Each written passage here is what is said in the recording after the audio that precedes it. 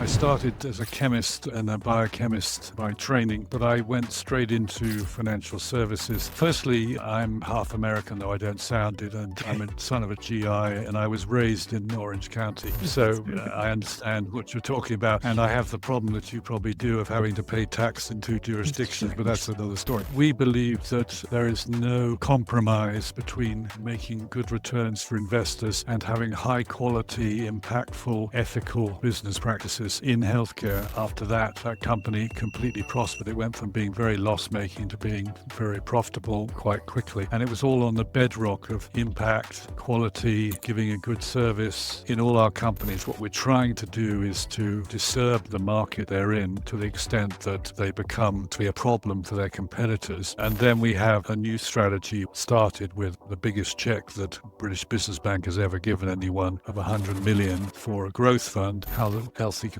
works in the US is definitely different to most of the world. And those sort of things, I think, can lead to a lot of really bad decisions because people don't get that drift. So it works in a European and in UK context because that's very important. They then try and take it to the US. Nobody wants it because I don't get reimbursed for this. It doesn't help me. And they don't understand why that happens. And it's because the systems are driven in different ways.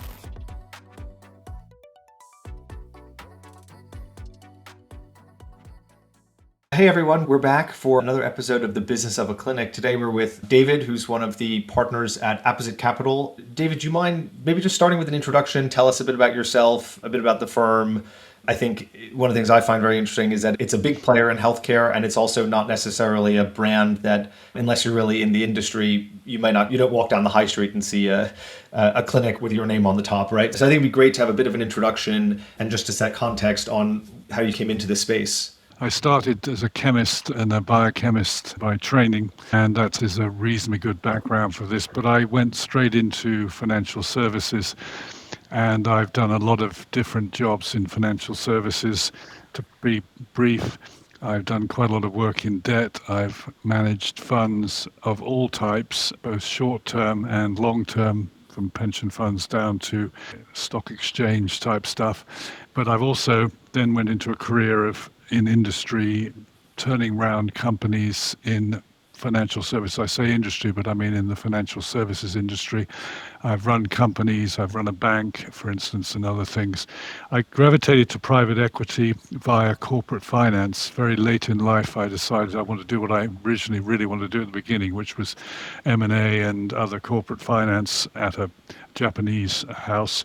And at that house, we were very lucky because somebody who's quite a name in private equity about 3 decades ago came to that place, and I worked for him. This is Guy Hands and Terra Firma. So I worked on the first of their projects, which were very successful. And then I gravitated to starting a boutique within that organization, within Nomura London.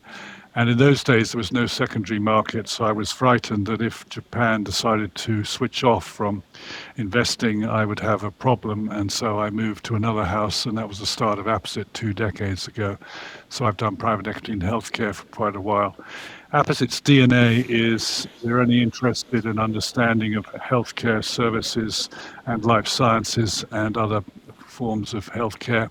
That's all we do. We only can survive by having hundreds of operating partners who allow us to jump from social care to tools to genetics to whatever. And our funds are usually a mixture of subsectors, but there's one theme that goes through all our funds, and that is that all our companies have revenues. So we don't do biotech, we don't do what I would call eureka devices, i.e. things have to have revenues. And our skill is taking a smaller company, either through a lower mid-market buyout model or in our new fund, a growth model, and scaling them. And scaling them means professionalizing everything that moves, automating and digitizing everything that moves, improving the governance, and then internationalizing. We are very concerned about the fact that some markets are rather small, and if you want to grow very quickly.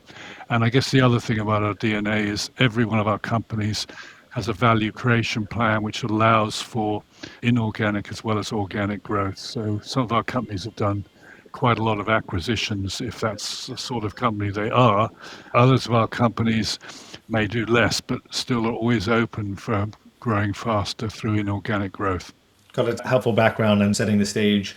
It's interesting that you said the thread that cuts across all of the businesses are revenue, which I guess is not always the case in healthcare. You're suggesting. I think it'd be really interesting. I know that Apposite has a very strong focus on double bottom line, triple bottom line, the sort of values-based commercial leadership. I think that's probably unavoidable when you're working in healthcare, but it's interesting that you've taken the decision to make that very explicit in terms of the fund structure and how you plan the future for the fund. Can you tell us a bit about maybe the DNA?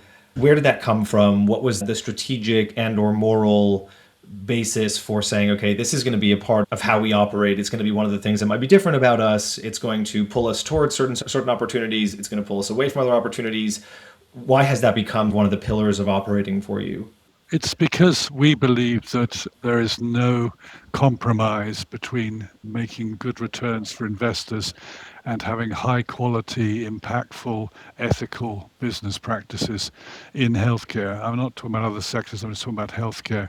Because if you want to differentiate yourself from other competitors in the subsector of healthcare or life sciences that you're working in, we think the best way to do that is to have better quality than other people, because the people who pay for your service or pay for your intervention or pay for your device or pay for your diagnostic, if they think they're getting great quality, are obviously going to be keener to do that. And one of the most profitable situations I've been in was a company that we acquired, which was in UK home care and hospital at home. And the company was not in a good state when we acquired it, to put it politely. Its scores on the doors from the regulator were not encouraging. And unsurprisingly, commissioners looked at them as the last resort. If I can't pay something anywhere else, then I will go to this company. Surprise, that's not a good way to grow your business financially. So the first thing we did was turn around the quality. And after that, that company completely prospered. It went from being very loss-making to being very profitable quite quickly. And it was all on the bedrock of impact, quality, giving a good service, etc., etc. And if you strive for that, I don't think there's any problem with being impactful and being profitable. And so that's why it's got so much in the DNA. Yes, there are some subsectors that we can't do because they aren't impactful.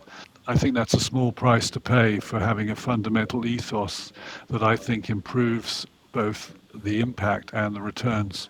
Makes sense. I think it'd be interesting. Obviously, at Coherent, a huge part of our focus is on healthcare provider operations. So this is retail clinic based care. I know a lot of our audience is very focused on scaling, improving efficiency around creating value in healthcare provider operations. I know that you have a sort of far-reaching, quite broad portfolio inside of healthcare provider operations and beyond within the broader healthcare space. I'm wondering if you can take us slightly down into the rabbit hole of the healthcare provider operations part of your portfolio. Where do you see opportunity? Where have you decided to be active? How does your sort of healthcare provider operations specific view of the world look versus maybe the fund's broader view of the world? I think it's sort of subset of, and it depends actually. Do you include social care in your healthcare provider operations? Is one question. Yeah, Because we I have would not quite a ask lot you of the same social question. care. I'd ask it back to you. I'd say, would you include it? Does that have a natural home there? I think there's similarities and there are differences. The main similarity is that they are multi-site operations where ethos and execution, and it comes back to my thing I said at the beginning, which is, as far as I'm concerned, every company should be digitally and operationally improving and automating everything they do to increase quality and reduce costs and get that beautiful win-win. And that applies across the piece. The difference between the two is generally in social care, the payer is a government or a local government or a health system, whereas in some of the healthcare applications, it's the private sector as well, or the private payer as well as often the government.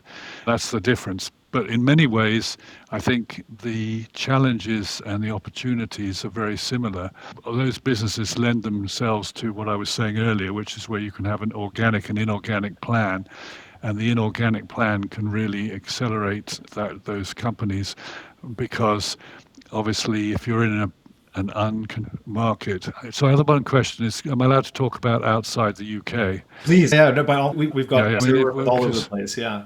perfect. If we go to Denmark, where we have an asset in social care, that's in a non-consolidated market, and therefore its ability to grow organically and inorganically quite rapidly, and then reinvest that margin that it gets from growing into more and more systems. And that company has a very leading edge AI system for monitoring quality that's really quite, this big large language model is quite innovative, to put it mildly. So that's the sort of thing you can contemplate if you're growing a company. So I think the challenge is the same. It's the thing is, though, if you jump from, we've done radiotherapy clinics, we've done imaging, dentistry, social care, blah, blah, blah. If you jump, there's obviously between each subsector, there are many differences, but the fundamental is the same. You need to give the best quality care to the people you're looking after, be they your dental patients, be they your person with profound autism. Work around to improve the efficiency and the quality of what you're doing, and that is a sort of universal whatever subsector you're in. So I think you mentioned a few sectors there, radiology, imaging, dentistry, etc. And I appreciate the maybe the posture is the same in all cases. How do we deliver high quality care and build efficiency into the provider operations? Thinking about one or two of the examples, take dentistry as an example, because I think for most people, you've been to the dentist. So I think you probably have a sense of what that looks and feels like. When you're thinking about dental group efficiency, where do you look? Where do you start? Where do you start that journey? Are you looking at organic site level revenue uplift? Are you looking at back office consolidation? Are you looking at inorganic growth? Is it very context specific based on the group that you would be looking at? I'm curious. I know that you do some work in dental, but when you were making a decision to acquire or to invest, where are you seeing the alpha in some of those opportunities? Is it specifically in a part of the practice? Is it specifically at the management level, the back office level? Is it change shape of the prize change each time? How do you think about that strategically? I'm much happier with a holistic view. So I don't think you can afford to say I'm going to be brilliant at practice level if my central office is completely inefficient.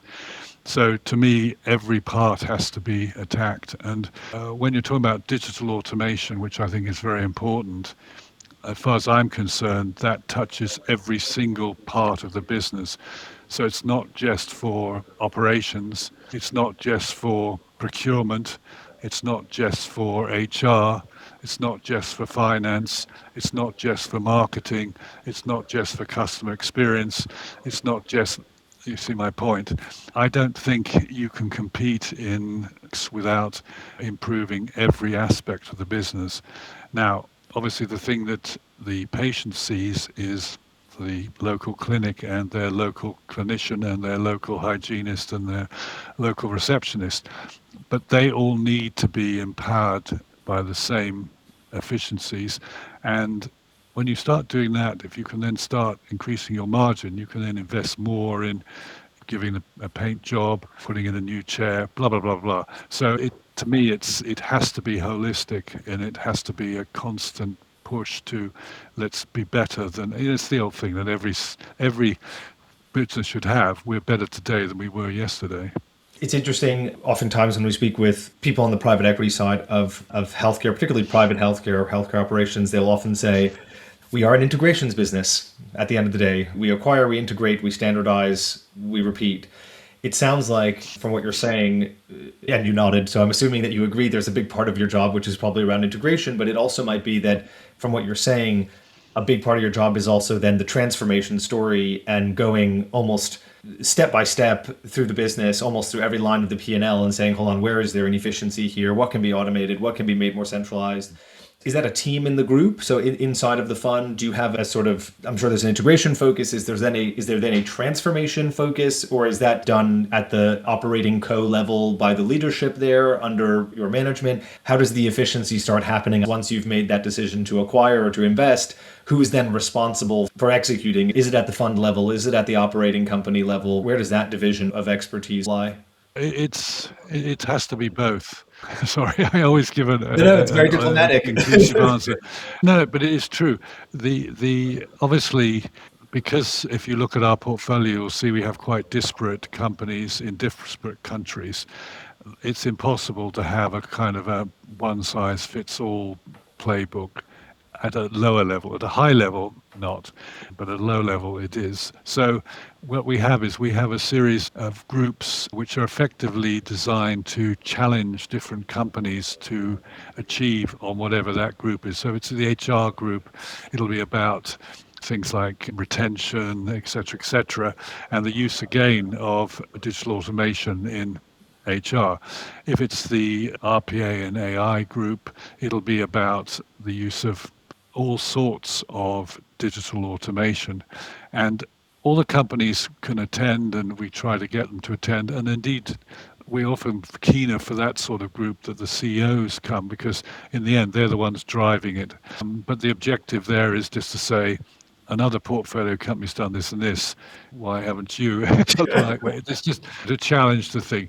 But in the end, the rubber hits the road at the portfolio company level, and it's a mindset which is that we want to be better than yesterday. We want to win. We want to have this dual bottom line of winning in an ethical, impactful, good for patients way, because we think that's the best way to properly win. And actually, there's another thing, which is that in all our companies, what we're trying to do is to disturb the market they're in to the extent that they become to be a problem for their competitors.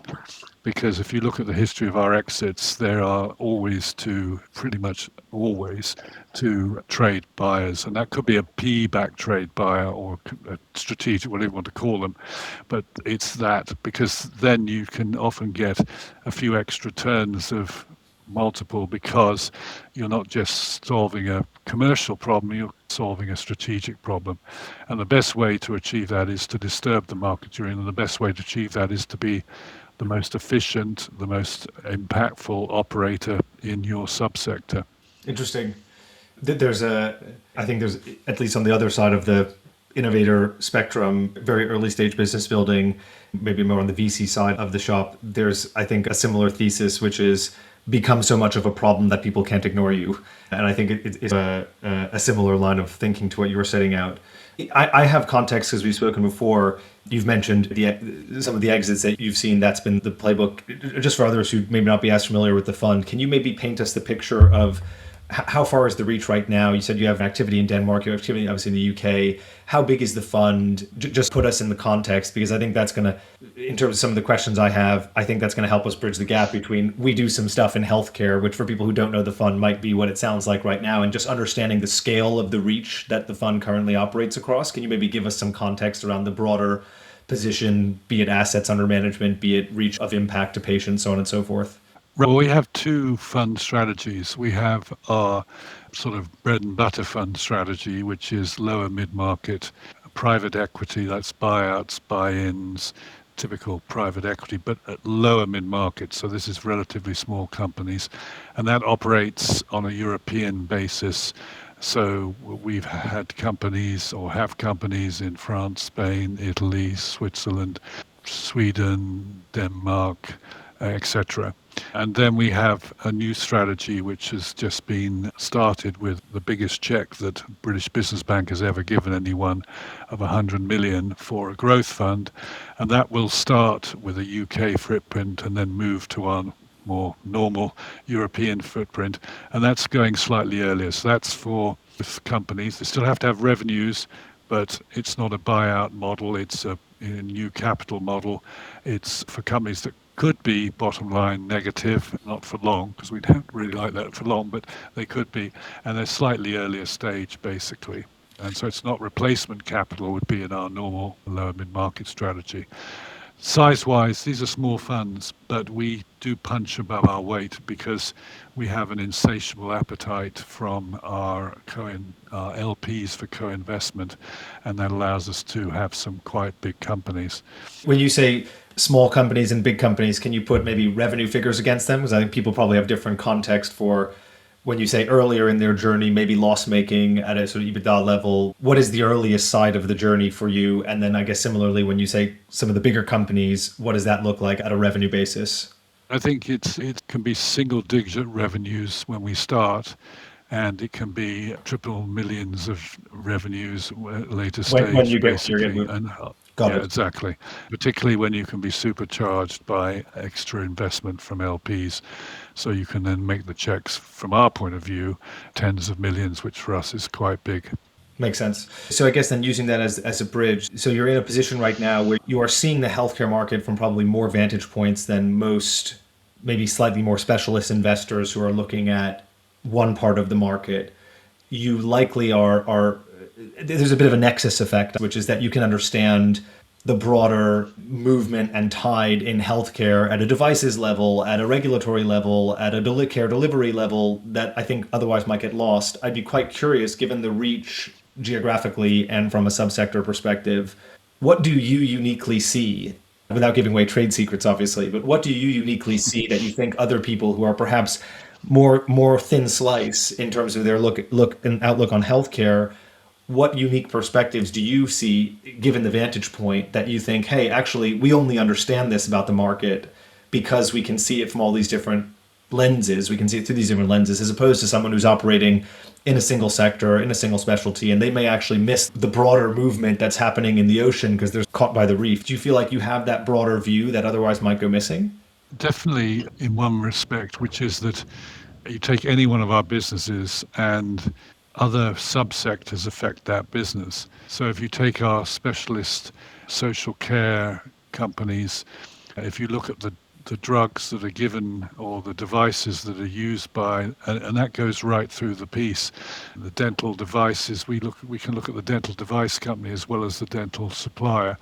And I think that is worthwhile knowledge. And although we don't do, as I said, companies without revenues, therefore we don't do biotech, we do specialty pharma, and we indeed have a specialty pharma company with a product that is really addressing something we're doing in social care. And that's obviously, it just helps in both directions because you really do know about what that product can do for your service.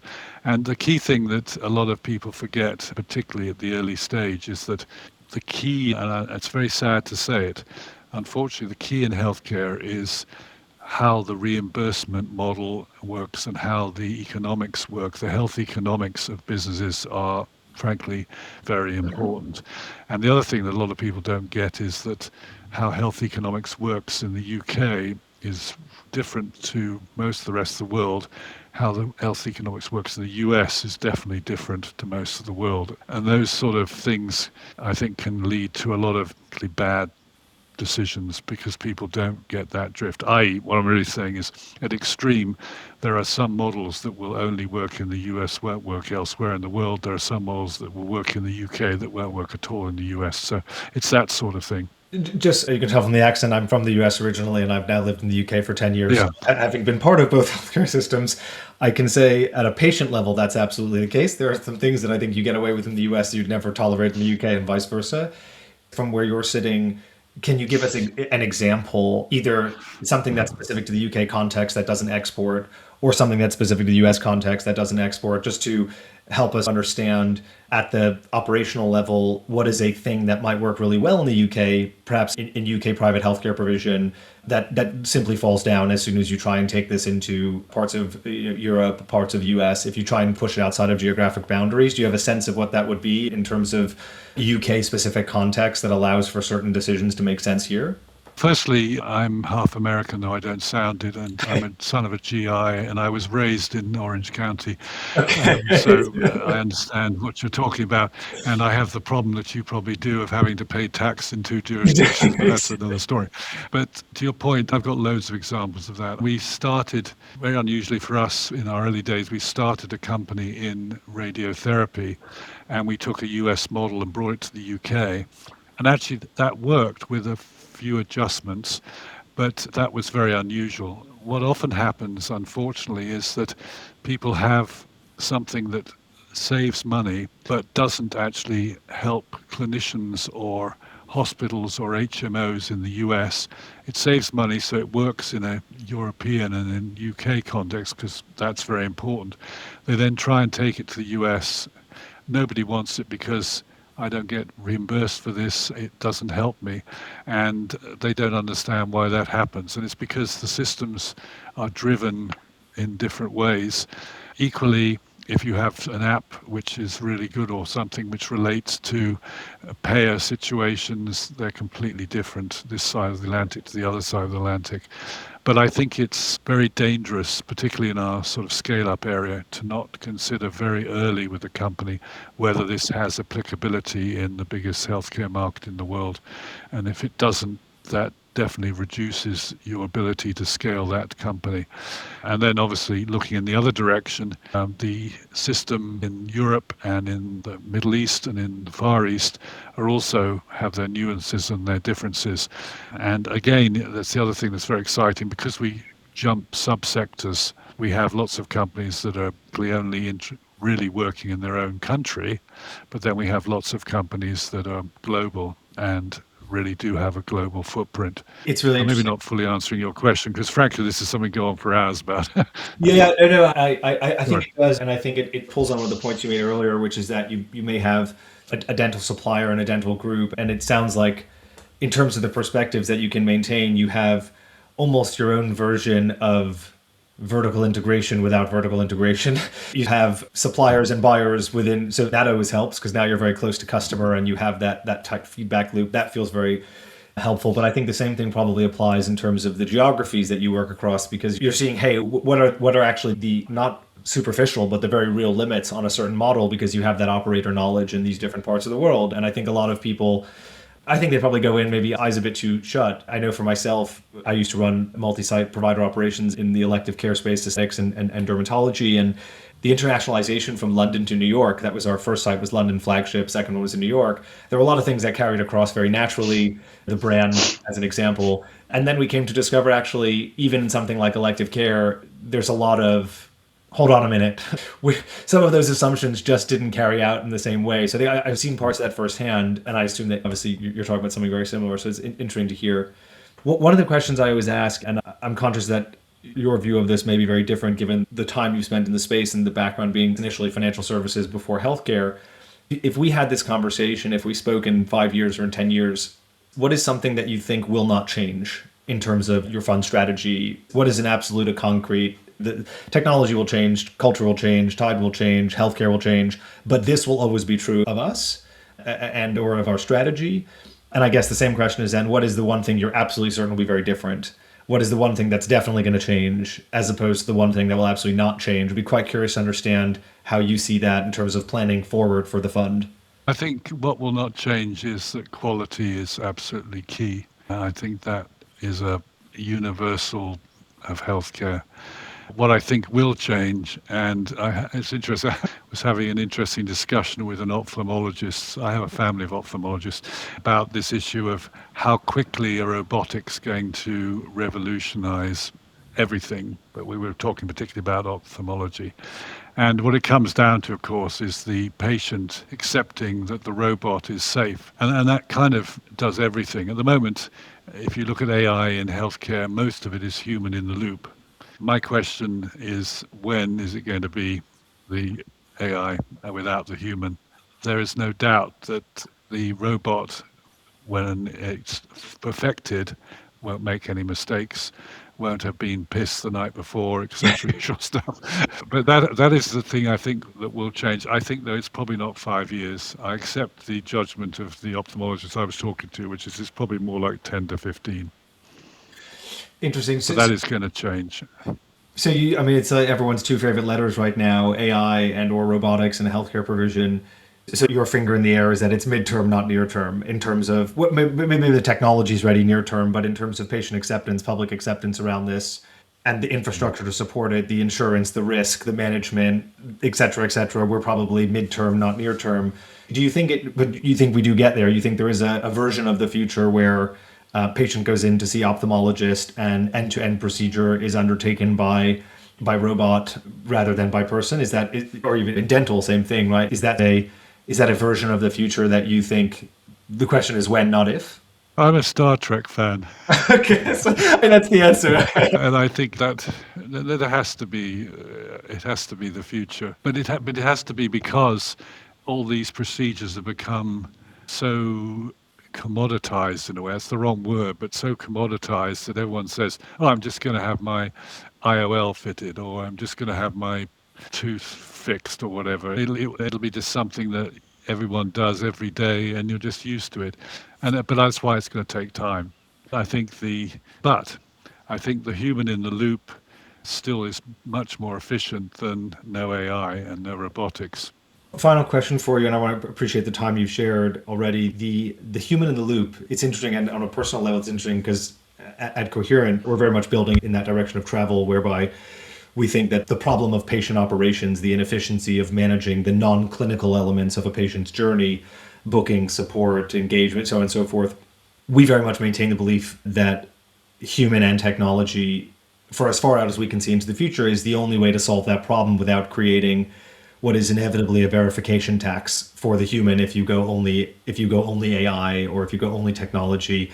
There's always the great graph of work vertically, they check it horizontally, and so you end up with this this overflow. And so how do you balance those? I'm curious, across the portfolio that you manage, and also I guess in industry, is your feeling that the general mood in the room is, yes, we want the dark juice of AI, but we also want tight governance around it, be it human in the loop or however else you would govern and monitor and ensure safety and reliability? Or is it a bit more reckless than that? Is the adoption, we'll take it as it comes, we know there's going to be downside? How many people are early adopting, mid-stage adopting, hands off, let's wait and see what happens, and then make a decision? What's the sort of cultural backdrop across the portfolio or ecosystem more generally in your view? I think there's definitely a mix.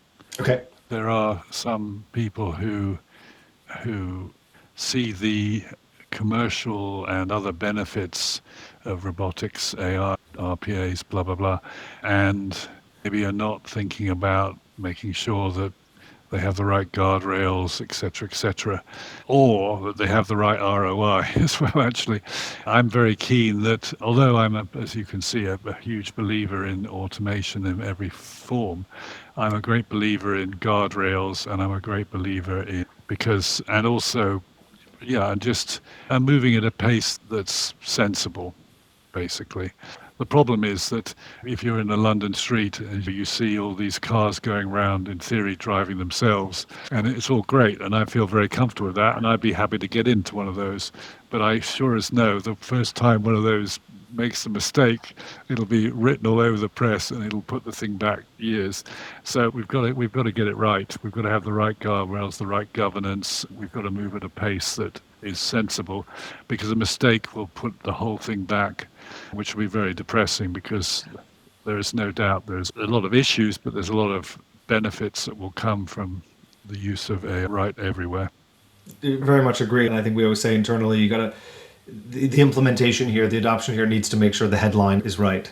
Because exactly as you're saying, even though there are mistakes every day, there are car accidents every day enabled by humans, we seem to be much more accepting of that than we would be of a self-driving car. And I think the same is probably true in healthcare, that it goes wrong once and then suddenly everyone resets and you have to build back into the adoption cycle. So I think that makes sense. David, thank you so much. It's been really interesting. And I think that for folks who are interested in learning more about the fund, or who think that they may be a good partner for the fund and or LP for the fund and or acquisition target for the fund, I'm sure David would love to hear from you. We really appreciate your time. Thank you so much for joining. No, thank you. Absolute pleasure. Take care.